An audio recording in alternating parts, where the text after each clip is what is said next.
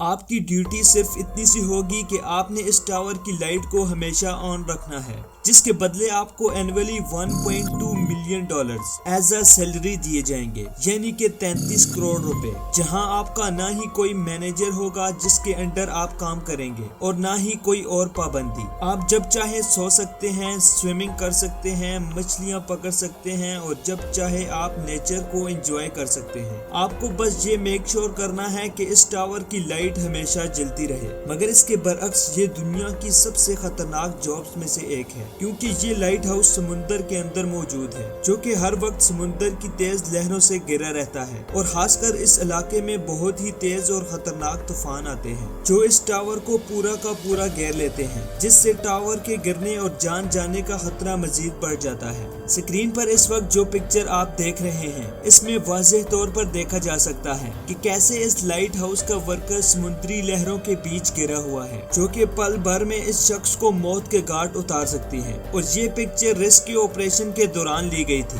مگر یہاں سوال یہ پیدا ہوتا ہے کہ آخر اس ٹاور یا لائٹ ہاؤس کو بنایا گیا ہی کیوں تھا، اور اس ٹاور کی لائٹ ہمیشہ جلتی رہنی ہی کیوں چاہیے، اور اس لائٹ کے آف ہونے پر کیا ہوگا؟ تو ان سب سوالوں کے جواب جاننے کے لیے ہمیں کئی سو سال پیچھے جانا ہوگا۔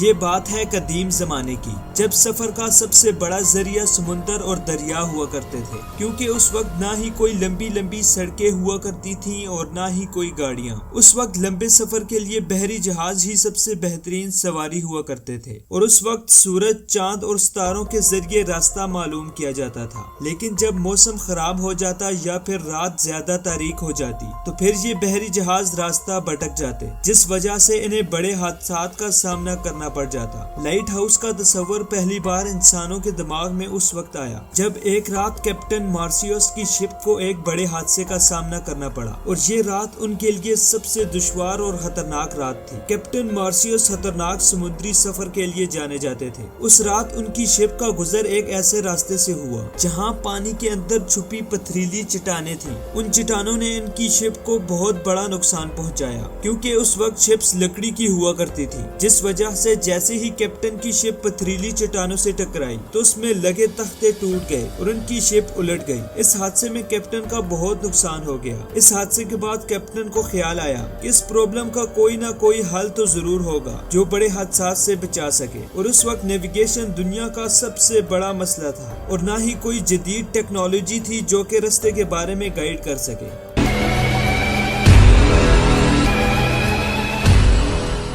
دنیا کے پہلے لائٹ ہاؤس کی تعمیر کا آغاز ہوتا ہے ایجپٹ کے شہر الیگزینڈریا سے، جو کہ میڈیٹرینین سی کے کنارے پر موجود تھا۔ اس وقت یہ شہر دنیا بھر کی تجارت کا مرکز تھا، مگر اس شہر کے کنارے تک پہنچنے کے لیے جس سمندری راستے کا استعمال کیا جاتا تھا وہ انتہائی کٹھن اور پتھریلی چٹانوں سے بھرا ہوا تھا، جیسا کہ آپ اس میپ میں واضح دیکھ سکتے ہیں۔ جب شپس رات کو تیزی سے اس راستے سے گزرتی تو زیادہ تر وہ ان پتھریلی چٹانوں سے ٹکرا جاتی تھی، جس وجہ سے آنے والے تجارتی قافلوں کا سارا سامان ڈوب جاتا اور وہ لوگ جان سے بھی ہاتھ دھو بیٹھتے۔ اس وقت ایجپٹ کا رولر تھا کنگ فٹولمی، جس نے اس پرابلم کا صحیح حل نکالنے کے لیے اس وقت کے ایکسپرٹس اور جینیس آرکیٹیکٹس کو اپنے دربار میں مدعو کیا تاکہ اس مسئلے کو ہمیشہ کے لیے ختم کیا جا سکے۔ کئی مہینوں کی سوچ بچار کے بعد انہوں نے ایک ایسے مینار کا تصور پیش کیا جس میں ہر وقت چراغ کا جلنا بہت ضروری تھا، جو کہ ایز اے نیویگیٹر اور سمندر میں موجود پتھریلی چٹانوں سے شپ کی حفاظت کرنے کے طور پر کام کرے گا۔ اور یہ تصور کنگ فٹولمی کو بہت پسند آیا، اور اس کے فوراً بعد اس مینار کو بنانا سٹارٹ کر دیا گیا۔ مگر انہیں اس بات کا اندازہ نہیں تھا کہ جو چیز یہ بنانے جا رہے ہیں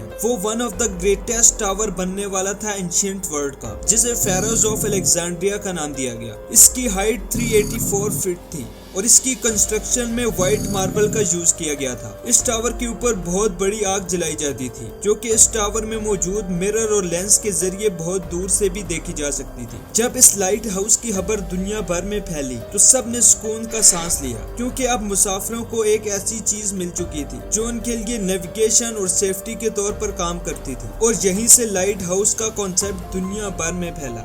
اور آج بھی جی پی ایس نیویگیشن سسٹم اور اتنی جدید ٹیکنالوجی ہونے کے باوجود بھی یہ لائٹ ہاؤس دنیا بھر میں موجود ہیں۔ یہ زیادہ تر ایسی لوکیشنز پر بنائے جاتے ہیں جہاں پتھریلی چٹانیں یا پھر کوئی اور خطرے کی گھنٹی وغیرہ موجود ہو۔ یہ آج بھی سیفٹی کے طور پر کام کرتے ہیں۔ اور اب جیسا کہ آپ لائٹ ہاؤس کی ہسٹری اور مسٹری کے بارے میں جان چکے ہیں، تو سوال یہ ہے کہ کیا آپ لائٹ ہاؤس میں جاب کرنا چاہیں گے جو کہ آپ کو ملینئر بنا سکتی ہے؟ اگر کرنا چاہتے ہیں تو کمنٹس میں ضرور بتائیے گا، اور اگر نہیں بھی کرنا چاہتے تو اس کی وضاحت بھی ضرور کیجیے گا۔ اگر یہ ویڈیو آپ کو پسند آئی ہو تو ویڈیو کو لائک اور چینل کو سبسکرائب کرنا مت بھولے۔